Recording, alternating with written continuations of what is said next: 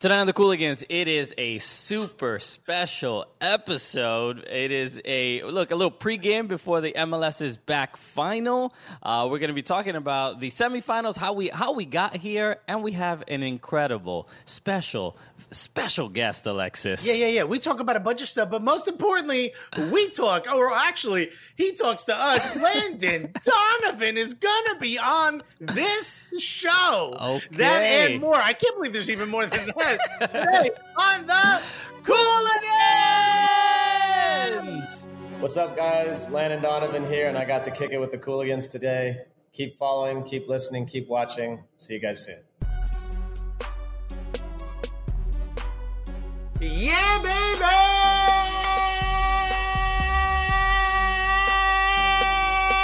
Yes! Landon Donovan! Yeah!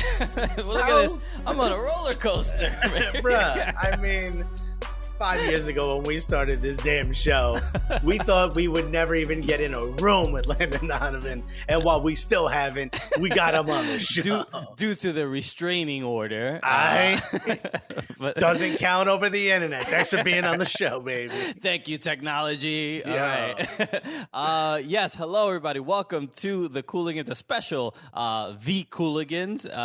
MLS is back, a little pregame, okay? The final is coming up in a couple moments. But Yeah. It's going to happen. You get to chat with us.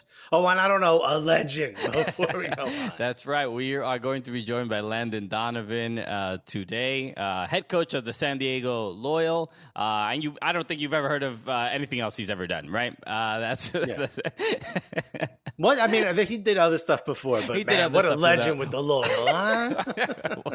We'll ask him about his resume. We're very unfamiliar. No, we're super excited. Hello, but again, hello, welcome to the Cooligans. My name is Christian Polanco. I'm Alexis Guerreros. All right, we are your favorite stand-up comedians that host the funniest soccer program on television. Yup, and it also happens to be the gulliest. Okay, yeah, and this it's going to get a conversation with Landon Donovan is going to be exactly that, because we're going to get into some of the drama in his career. Maybe some of the the issues he had with some coaches. Yeah. I mean, maybe people who ran the men's national team. You know what I mean? Maybe they butted heads a couple times. Exactly. You know what? We'll chop it up about that. Yeah. We'll ask him. Maybe he has stories, or maybe goals that he scored. That means we're probably not going to get a lot of listens in Algeria. It sucks to hurt our Algerian demo, but we had to have the conversation. When we were talking to the people in marketing, I mean, talking about demographics, we were going to hit big. First of all, I look like everyone's cousin in Algeria. Let's start there. You know what? We're a hit in Algeria. To be honest. Yeah. Is that my blood relative on this comedy soccer program? Is he my cousin or yours? Because I feel like he's both of our cousins. Look, a lot to look forward to this program. Obviously, the MLS is back final, which is it is it's 8:30 Eastern time on ESPN. So make sure you watch that, because that ESPN is on Fubo TV, bro. That's right, son. Okay, all right. Bro, all you got to do is, I don't know how you swipe up, you hit your little Roku button. The app, whatever. It doesn't matter. You're good. There's a lot of ways. You could use your mouse because you're on the computer. You know what I mean? Fubo's everywhere. So the Portland Timbers will be taking on Orlando City. Exactly how you all guessed it would end up at the beginning of this tournament. My bracket didn't get busted. I'm all good, Yeah, no, bro. This is what I've been saying. Orlando going to win this thing. I don't know about y'all.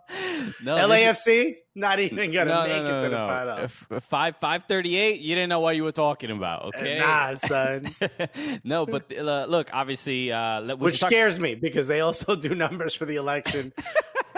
Please, 538, get your shit together. Okay, well, we should have Orlando City, running the ballots this time around. Oscar Pereira, what you thinking, my guy? Okay. Poppy, what you thinking? So, look, let's talk real quick about the semifinal matches. Philadelphia took on against Portland Timbers, and took on against. It took right. Does that That's took not on, took on against. took on You Portland put both. All right, yeah. You had both options, and you say, you know what? I'm giving you both. And Portland wins this 2-1. I think the main highlight of from this game was how poorly Philadelphia played. It was a bit of a shock. I just think they got figured out. You know, it's one of those things where it's like whatever, you know, in soccer, you can't, it's not like the NFL where they're like, all right, they got us on that play, but let's draw up blue 32. You know what I mean? There is none of that. We make a decision at the beginning of the match, and then at the first drink break, you're like, all right, hold on. Okay, I think they kind of got us. Well, were they listening to what we were talking about before? Brendan Aronson was just completely locked down. Didn't have the same freedom. 4 defenders wrapping around him. That was the midfield. They had Messi rules on Brendan Aronson, which is great if you're a kid. Yeah, That's right. I mean, it's wonderful. obviously flattering but frustrating. But they did, they didn't allow him to really move around much in the midfield with the ball. He was very frustrated, and so was Sergio Santos. But just Portland did their thing, right? I mean, like the issues with set pieces for Philadelphia were just kind of a bit of a surprise.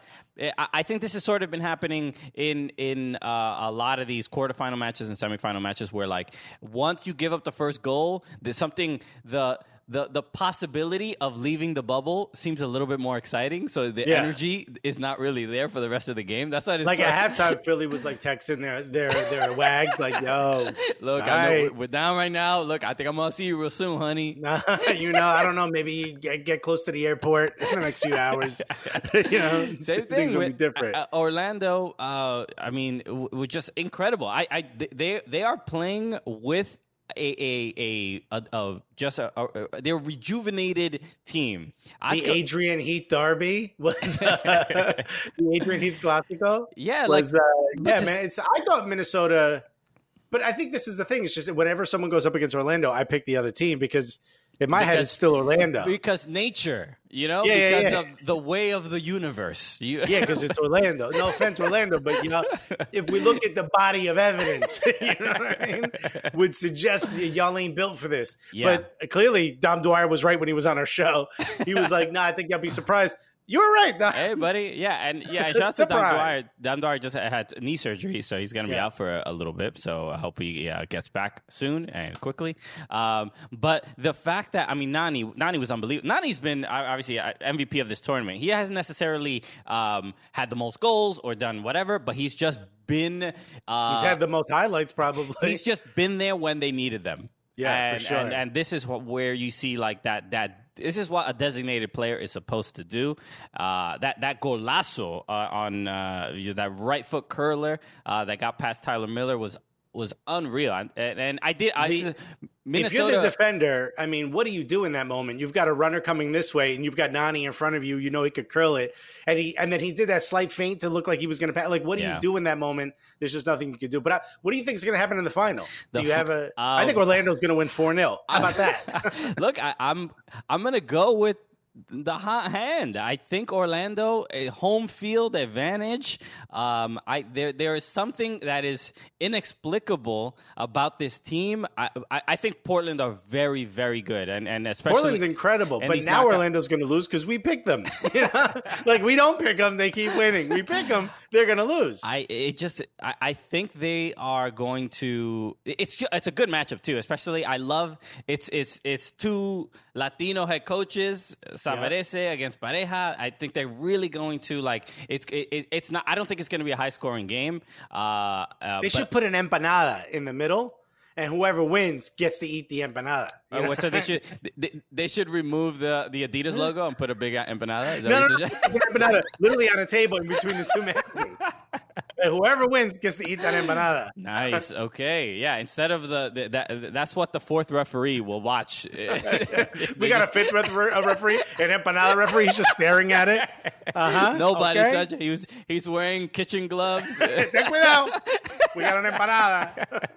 The golden empanada. You can't touch it. Oh my God. All right. So look, the MLS is back. Final will be 8:30 Eastern tonight. Watch it on ESPN right here on Fubo TV. We are going to be talking to Landon Donovan in the next segment. I cannot believe it. Oh, Christian? The co-leading goal scorer for the U.S. men's national team, Alexis. Oh, that Landon Donovan. I thought you meant the accountant in Midtown. we get them confused all the time because that accountant, a legend too, bro. Yeah. He's Jurgen Klinsmann's accountant.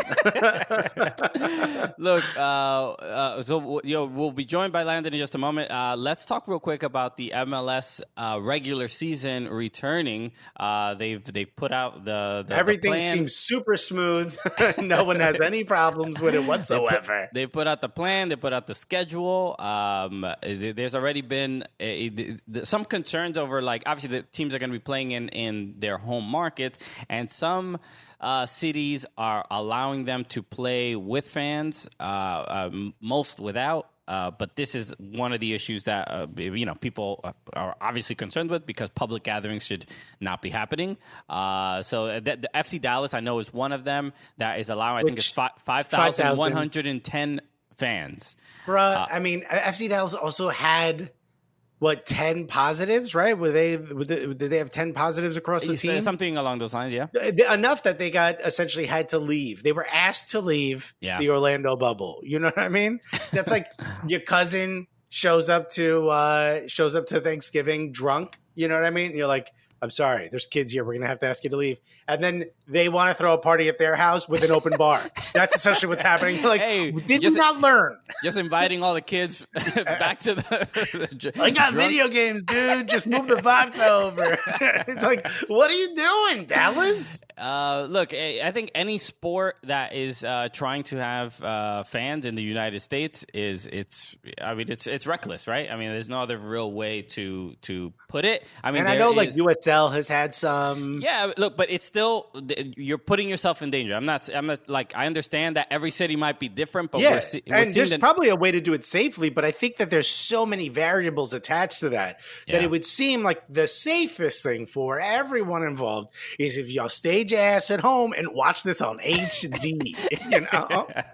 Okay, because it's what they're doing right now with televisions is crazy, bro. Crazy. I heard you might be able to watch in 4K, whatever it takes. And so I'd rather that than 4K people be at the stadium. Do you get what I'm saying? So look, you hope that, again, nobody has it, right, and is going to the stadium, but statistically that's obviously not very likely. So you just hope for everyone's safety. I don't understand. Even in Europe, Atletico Madrid has, I think, 3 players tested positive. They're not going to have to quarantine. They can't be a part of Champions League or Europa. I forget what they're in. Like, nonetheless, like these things are serious, and we don't want the fans to get sick. We don't want some cities and states, I mean, they're letting the kids go back. No one's wearing masks. So some people are just like, whatever, COVID, no COVID, who cares? You know, high five. Everybody gets it a little bit. Yeah.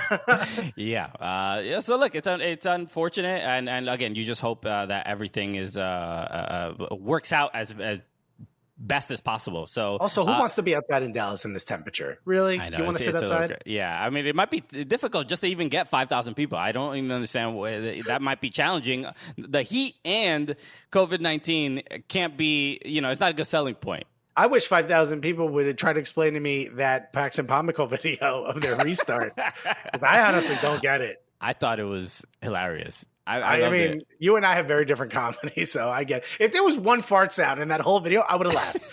I'm not saying that. I'm not saying I'm highbrow. Yeah, okay? If you haven't seen it, it was Paxton Pommico walking out, kind of excited about the restart, and then it was like Cobra. DJ. Yeah, Cobra was DJing, and then he just started playing this like techno music, and it was silly and it was dumb, and it was. I think it was silly, and it's weird. It's like that perfect level of MLS weird, where like, don't take yourself wildly serious, play with it. Just the bit didn't land for me, but clearly it did for Christian, so you did something right. Mr. Highbrow Comedy, Alexis Guerreros. I'm like, you know what? I'm wearing one of those director scarves. I'm sitting back in a chair, holding a pipe. I'm like, have we thought about a whoopee cushion? Have we thought a whoopee cushion? Honestly, one fart sound would have made me giggle. I didn't get it, but FC Dallas, you're trying, which is more than you've done in the past, baby. Good for you. So just a couple notable. So FC Dallas and Nashville, because they were both sent out of the bubble, they missed 3 matches. So the way they're going to fix that is they're gonna play 3 matches against each other. They're doing their own competition. The MLS is bumped tournament. Yeah. It's the battle for masks. So they're going to be playing each other. And then August 20th, the Hudson River Derby. I mean, so then it's... Which, by the way, NYCFC is going to play at Rebel Arena. Everyone on the internet was like, yo, the front office, yada, yada, yada. Where's that same energy from when Toronto said they're playing at Rebel Arena, my guy? We do our own bubble. Just do the whole, the new bubble is going to be just Rebel Arena, bro. Right. Dallas, get the DJ down to Rebel Arena. So look, a lot, this month is going to be... wild. Obviously, it's going to be wild, but we're really going to look forward to what the MLS season is going to look like. And Right now, who we got? Landon Donovan will be with us right after this break. Come back to the Cooligans Living Room FC as we talk to Landon Donovan. Everybody, thanks so much for listening to the podcast. We want to bring in with a word from one of our sponsors, us and you. That's right, you being Gully Squad. Thank you. You right now listening. You've contributed to this marketing campaign. That's right. Thank you so much. And if you're listening and you're not in Gully Squad, I'm not going to say it's not thanks to you. I think you already know that. But you can. This can be thanks to you. All you got to do is join Gully Squad. It's mad simple. You know what I mean? Because what happens is you join Gully Squad, and guess what happens? We show up at your house. We say we don't care about the quarantine. You know what I mean? We show up at your house and we say, yo, thank you. And then that's it. We leave. It's very odd. Yeah. We break lockdown rules. That's how committed to you we are. All right? Where you live in Europe? Be there in a few hours, my guy. Okay. Yo, Boris, open up the borders. Yo, Latvia? All right. I might have to use points, but we're going to get there. Okay, we're unbrexiting right now. We've decided. We here. What's good? Is this Europe or not? Yeah. So yes, join Gully Squad. Obviously, there's a lot of awesome perks and privileges. Obviously, we have I like the hesitation you put on perks, man. Even I was like, "Ooh, what do we got?"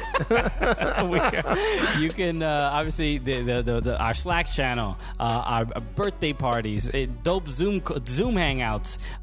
It has it all. So yeah, and pins and pop sockets and cool stuff. It's just one of those things like, yo, you're supporting us. It doesn't matter the level. You're gonna get some dope perks. You're gonna get a chance at exclusive content. You're gonna get a chance to hang out, chat with us. And like the Slack channel, it's almost like just a big group chat. There's like people sharing food to do on the road once we get back on the road. People sharing pictures of the food they're cooking while they're on quarantine. People sharing pictures of pizza and I'm roasting it. We do other stuff than food, don't we, Christian? Yeah, a little bit. I mean, look, there's people sharing music that they enjoy. It's its own community of soccer fans that appreciate comedy and appreciate other things in life that they can share with each other, and it's really growing into something that's organic, that is not really about Christian and Alexis, and it's beautiful to see. So I know it's bothering me. It should constantly be about us, but also they get a chance to be a part of the show. When we have guests, we ask them, what questions should we ask? When we say those are Gully Squad questions, those are questions directly from that Slack channel from Gully Squad. So if you're a member of the Gully Squad and you're not in the Slack channel, get on that. What are you doing? There's not a lot of you. There's like a few of you that haven't. There's a few. There's almost like, I think maybe 30 or 40 people that are not in the Slack channel. What a handful of people. Come on, get in here. Get in there. So yeah, again, go to soccercooligans.com, click on the Join Gully Squad button, and get on board, man, because you're missing out. Hell yeah. soccercooligans.com/Gully Squad. All right, baby, we're back on Cooligans Living Room FC. This is absolutely nuts. I don't know. What did we do? What good karma do we have that made this person say, yes, I'll do your show? Has he heard the show before? There's no way he could have. This is nuts. I'm as excited as I think I've ever been just to get a chance to speak to. I mean, this is how many legends have we spoken to? This is the top of the totem pole when it comes to American legends. Let's see. Maybe you're a huge fan of San Jose Earthquakes and you remember this guy. Maybe you're a huge fan of LA Galaxy and you remember this guy. Maybe you're a huge fan of Bayer Leverkusen or Everton, like Christian, and you remember this guy. I hope I didn't miss any. Bayer Leverkusen 2 at Bayern Munich. I think that's all of them. Ladies and gentlemen, maybe you're a huge fan of San Diego Loyal and you know who this dude is. Ladies and gentlemen, pull your car over and put your hands together for the one, the only, Landon Donovan. Landon, Hey, you forgot the national team. Oh, and I'm wearing the shirt. I know, man. God damn. wow, it's just like you just missed that part of the missed that part of my highlighted part career. of the resume. Yeah, we should have let Jurgen Klinsmann write your intro. I'm joking. He might have with that. Already with the jokes? Landon Donovan, it is an absolute honor to have you on our show. Thank you. Look, we've been doing this. It started out as Does it ever get tired? Do you ever get tired of being called a legend? I mean, there's worse things in life, right? Yeah. Yeah, that's a good way to put it. Look, Like what my in-laws say about me. Sorry. Exactly. So let us begin with not discussing Alexis's issues with his in-laws, and let's talk about your career. Let's start with the present right now. You are wearing the San Diego Loyal hat. You have gone into coaching. What has that experience been like for you in San Diego and working with this new team?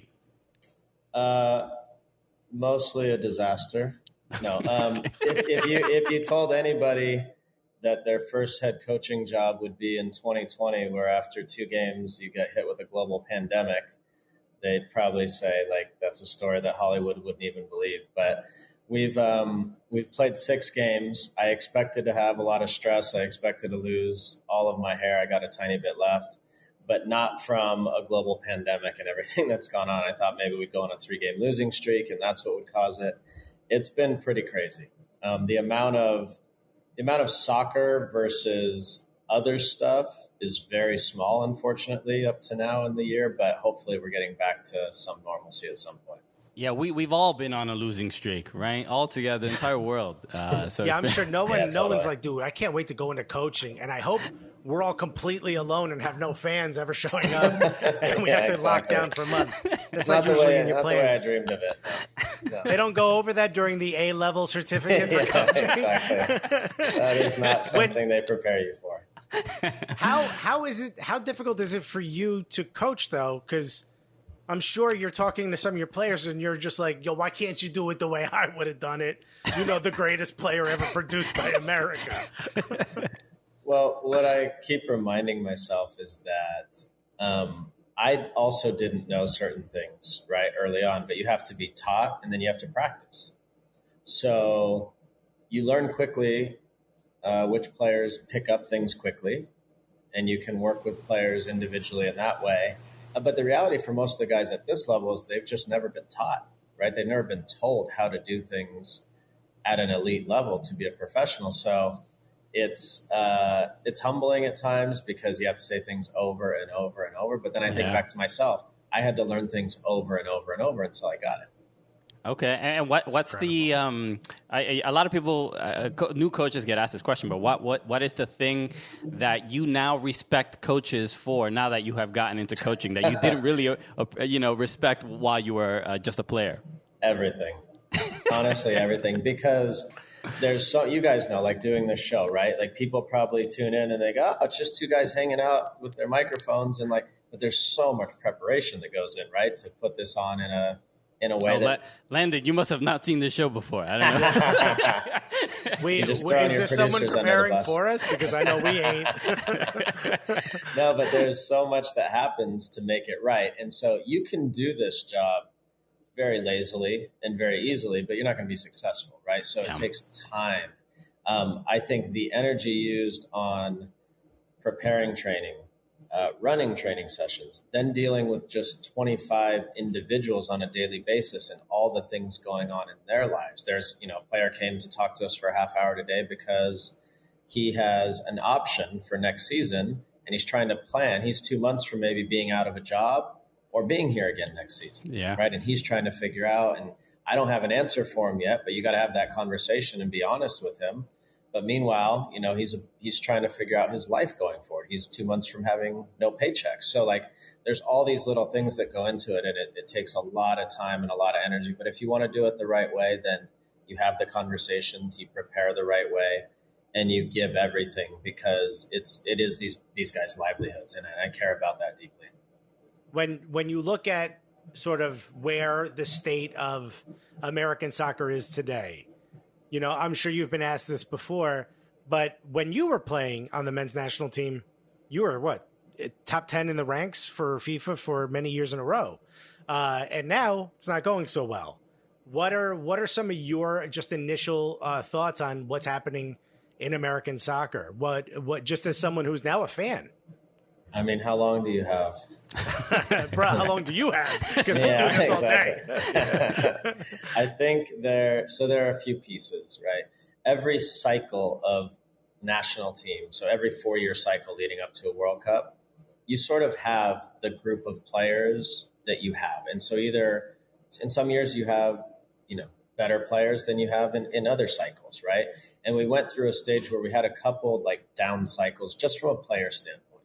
But long term, if we really want, because we could talk about each World Cup, and most World Cups for the U.S. are like a bounce goes this way and you advance out of the group. Bounce goes the other way and you go home early, right? Like that's where we are. When it's Brazil or Italy or Spain or Holland, they don't get to that point until it's like the quarterfinals or the semifinals. But if we want to get to that point, we have to start developing players that can play at that level. Like we never have had a Messi, right? Most teams have, but a Cristiano or even some of like the top elite players around the world, we haven't had that. So if we ever want to get to that place where we're going into a World Cup saying we're going to get to the quarterfinals, no problem, and from there we'll see what happens, we got to develop players that can play at that level. We haven't done that yet. Well, I would also say, those other countries have not had a Landon. You know what I'm saying? There's a little bit of, they're missing out a little bit. Oh, you got a Messi, but where's your stock in the Donovans?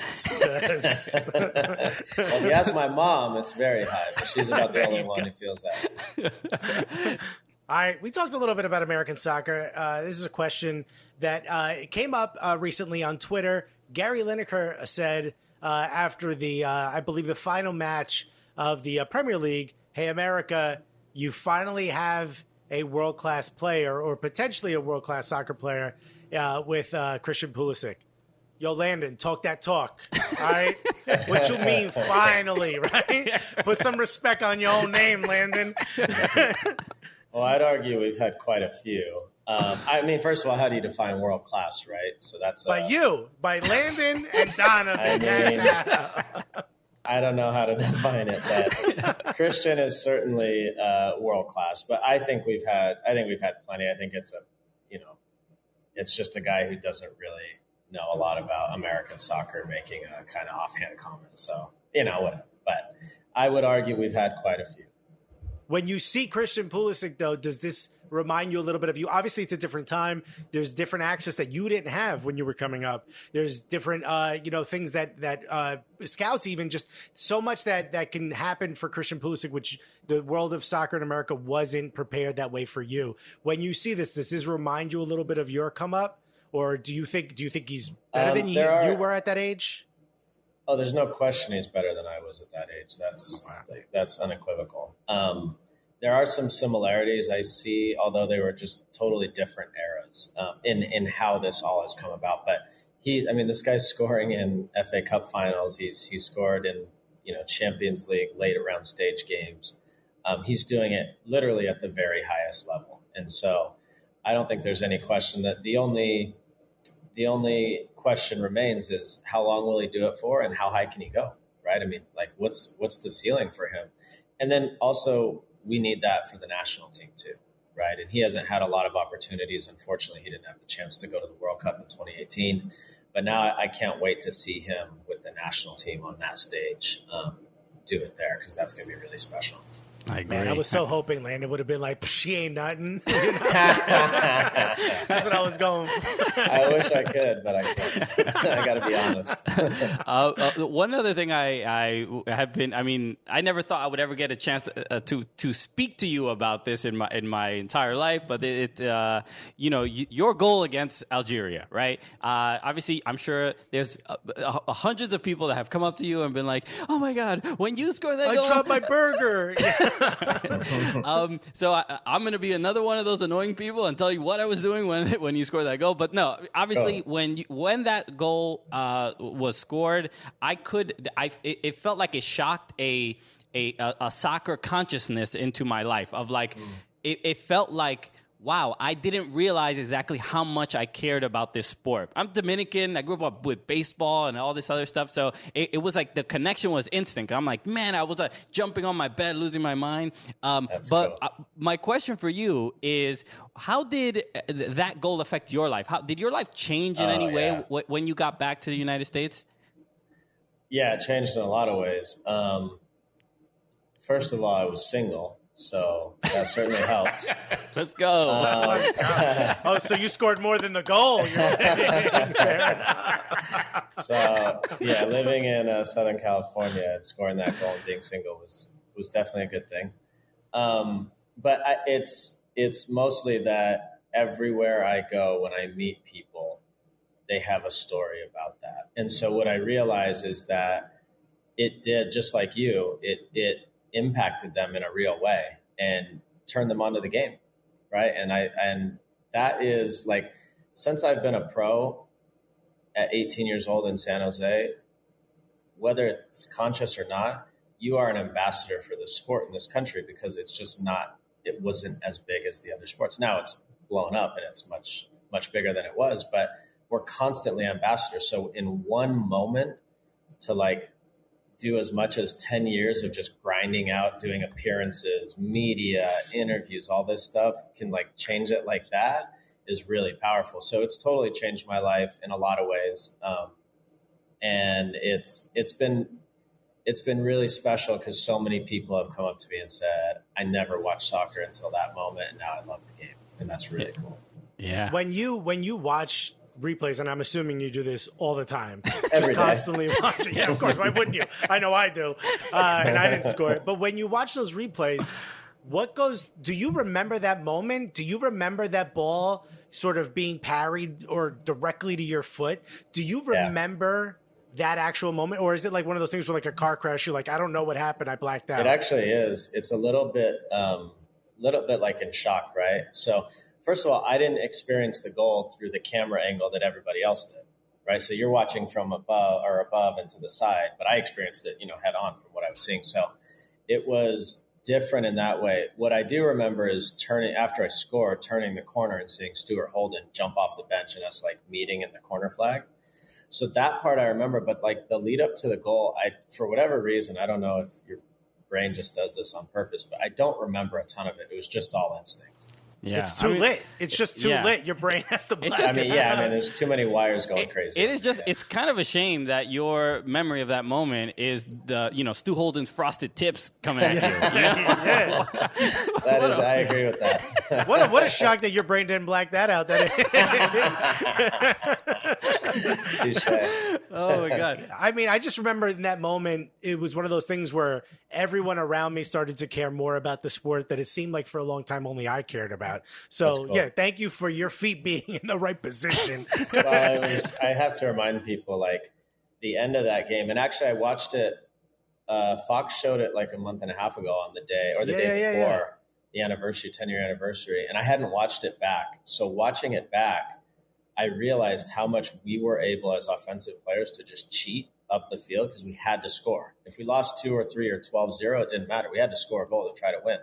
And our back five, our goalkeeper, our back four, and Michael Bradley did so much work defensively and put out so many fires to just let us go. So, like, yes, people talk about me finishing the goal, but, like, Josie in the right spot, Clint doing what he always did to get in front of the goal. There was a lot of people. The throw from Tim Howard is out of this world. There's so many further than I pieces can kick.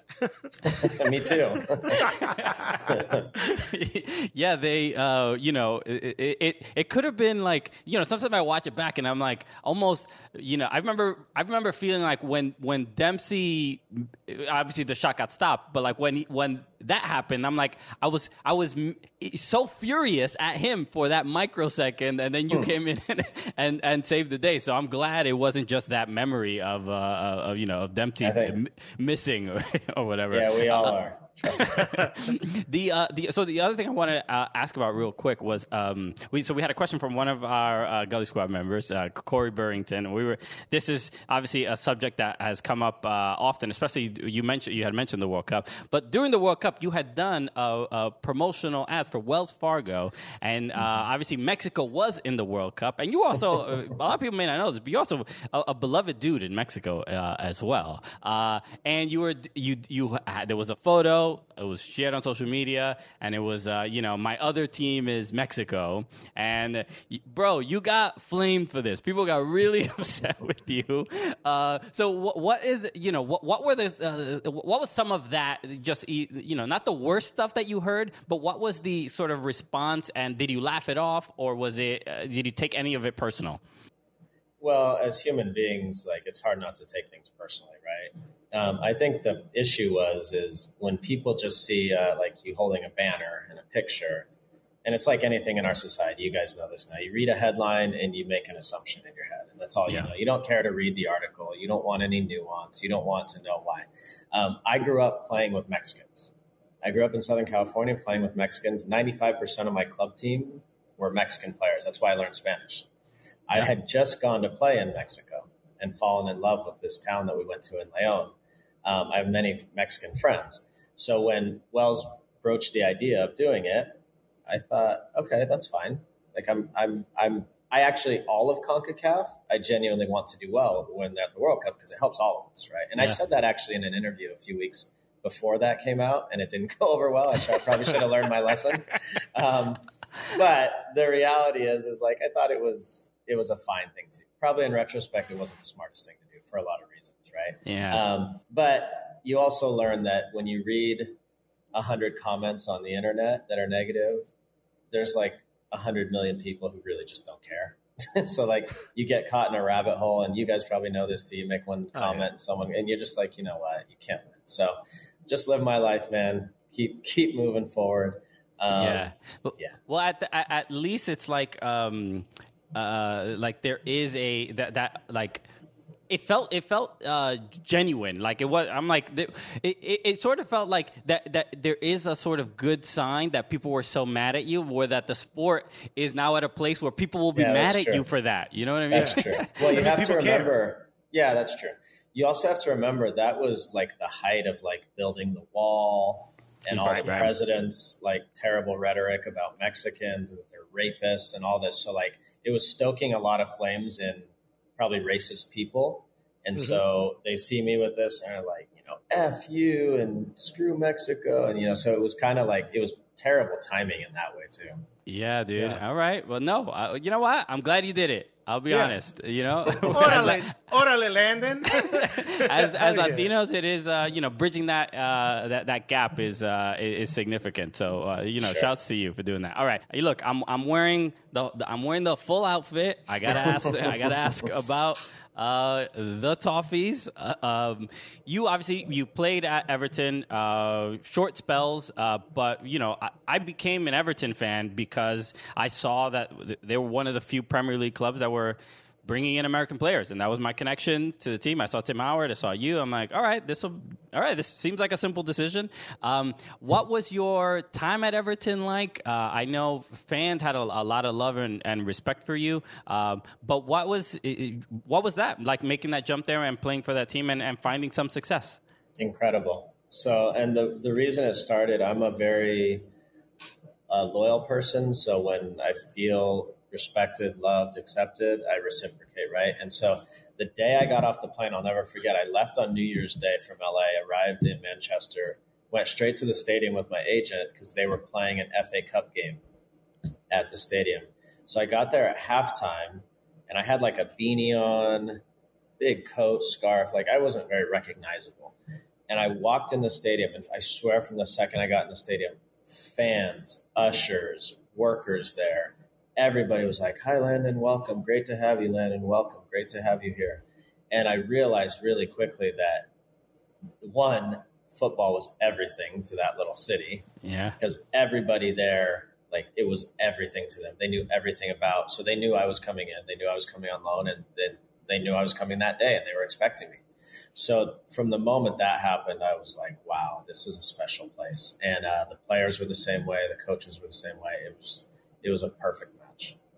When you look back at that moment, though, I remember watching and thinking there's got to be an immense amount of pressure on Landon Donovan at that moment, because the talk was, how great is Landon Donovan? And there's always that thing of, oh, but they play in MLS. And regardless of how much Christian and I will try to tell people that the skill level here is great and blah, blah, blah, people still say, oh, but that's MLS. Now you're stepping onto the Premier League stage. And from the offset, you were playing incredibly well. And I was hearing people that were anti-MLS starting to turn their ideas. How much added pressure was that on you? And do you think that if you would have possibly been able to stay there, that might have turned more heads in a positive direction towards MLS or the American player? Probably, yeah, to answer your second part, yeah. But subsequently, a lot of players have gone to the Premier League now, American players. So I think that stigma's pretty much gone now. At the time, it wasn't.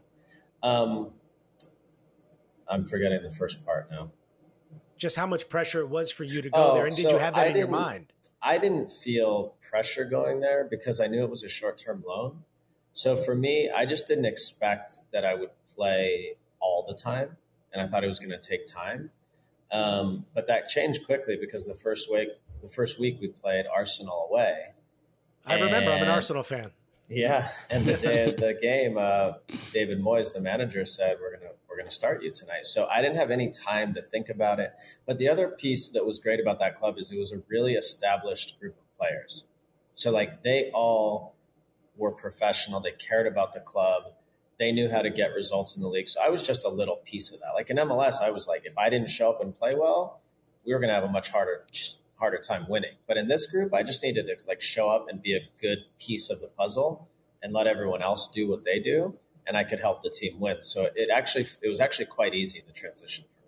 All right. And then when we should talk a little bit about the LA Galaxy and your time there. I'm curious what your thoughts on the LA Galaxy right now. I mean, it's we saw them at the MLS is Back tournament and not looking great. The last couple of years, we've spoken about it on the show. It just seems like the cohesiveness and just real kind of defensive responsibility seems to be issues there. So what are your thoughts on LA right now?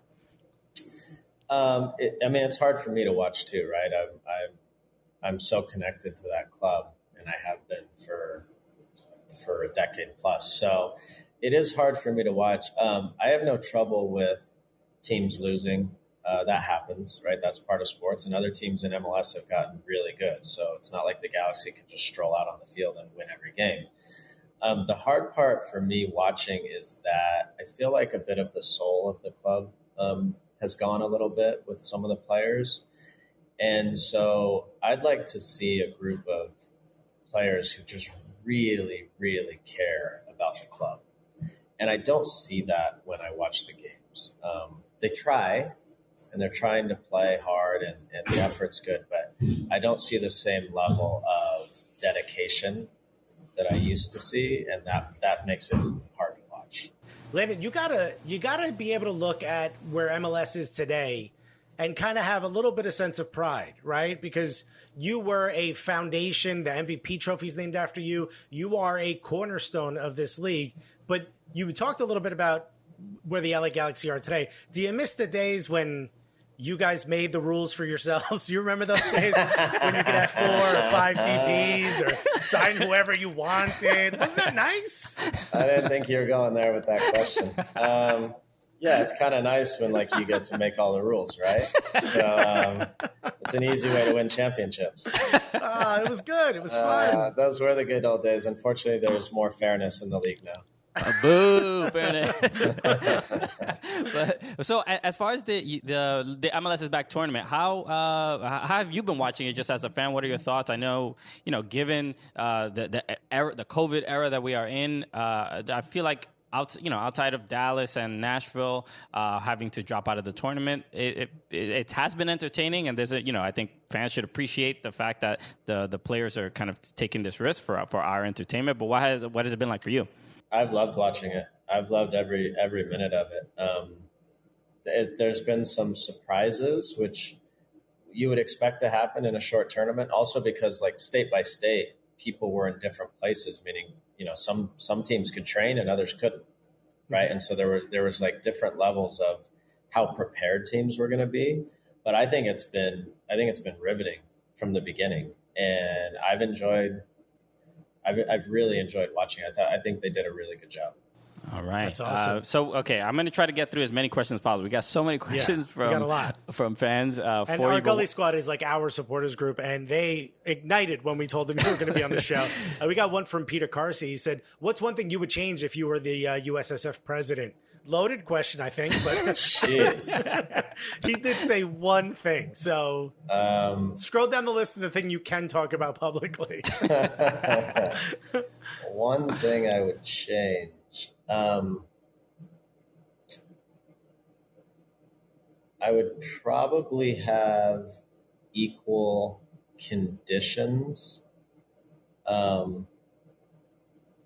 the women in every way.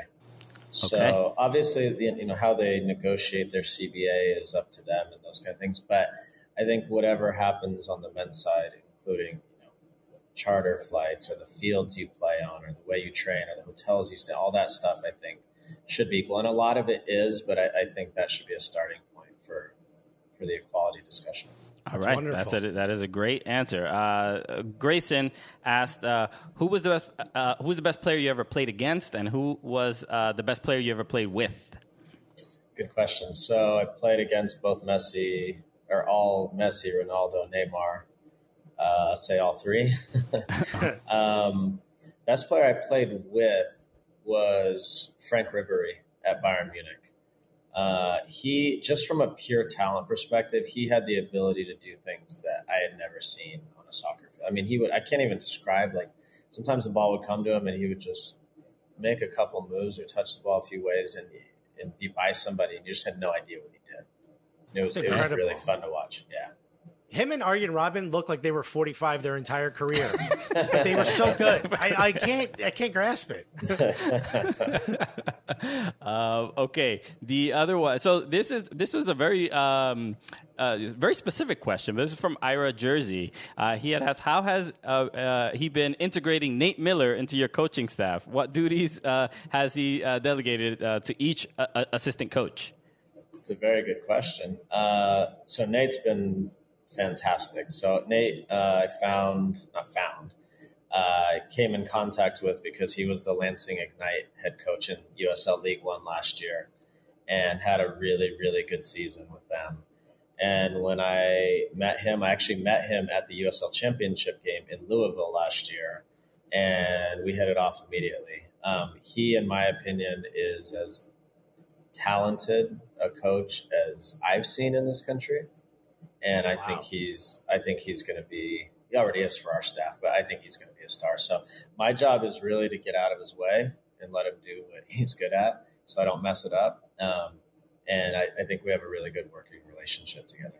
Awesome. Landon going to be an agent. All right, I like it. No. Thank you so much to Landon Donovan for joining us. Look, amazing. Landon, you have to come back on the show because there's a billion things that we did not talk about that we need to get to. Specifically, the water fountain photo shoot. We have to get to that.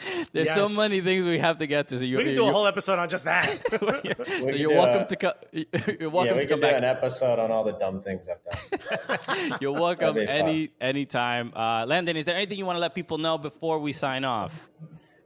Thank you guys for having me. I really appreciate it. I had never listened. I have to be honest. I had never listened to you guys, but when I told people I was coming on, people freaked the F out. So I appreciate it. I would absolutely love to come back, and thanks for supporting this beautiful game. I really appreciate it.